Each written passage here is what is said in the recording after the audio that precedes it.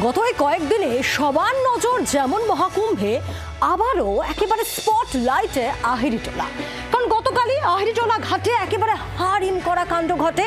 Trolley ব্যাগে লাশ নিয়ে গঙ্গায় ফেলার আগেই একেবারে হাতে নাতে পাকড়াও হন মা ও মেয়ে। শুরু হয় গুঞ্জন, এবারে তোলপাড় পড়ে যায় গোটা রাজ্যে। আবারও সেই আহিরিটোলা ঘাটেই ঘটল এক রোমহর্ষক কাণ্ড। জলে ডুবে মৃত্যুর মুখ থেকে এক যুবককে ফিরিয়ে আনলেন স্থানীয় এক যুবক। জি 24 ঘন্টায় দেখুন এক্সক্লুসিভ ছবি। জীবন মৃত্যুর ব্যবধান ছিল হয়তো কয়েক সেকেন্ড। মৃত্যুর মুখ থেকে ফিরলেন এক যুবক। আহিরিটোলা ঘাটে স্নান করতে নেমেছিলেন, লঞ্চের ঢেউয়ে তলিয়ে গেলেন যুবক। রুদ্ধশ্বাস পরিস্থিতি, নজরে পড়তেই উপরে টেনে আনলেন দুই যুবক। তোলার সময় আবার হারিয়ে গেলেন। তখন আবার অন্য একজন উদ্ধারের চেষ্টা করলেন, তিনিও সাঁতার জানেন না।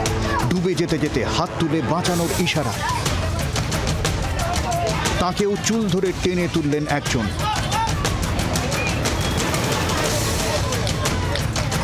শেষ পর্যন্ত ডাঙায় তোলা হলো।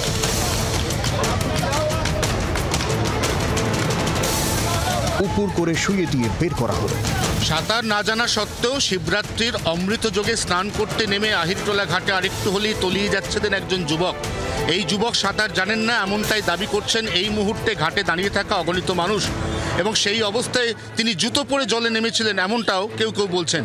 এবং যুবক যেই মুহূর্তে একটি বড় লঞ্চ পাশ দিয়ে যায় সেই টানে কার্যত তলিয়ে যাচ্ছিলেন গঙ্গা বক্ষে।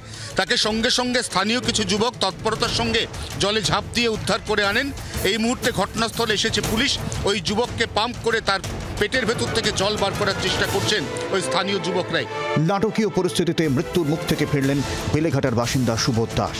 লঞ্চের ঢেউ এবং স্রোতের টানেই তলিয়ে যান বলে প্রত্যক্ষদর্শীদের দাবি। জি 24 ঘন্টার জন্য ক্যামেরায় তরুণের সঙ্গে অয়ন, কলকাতা। বাংলার আওয়াজ, বাঙালির আবেগ, জি 24 ঘন্টা।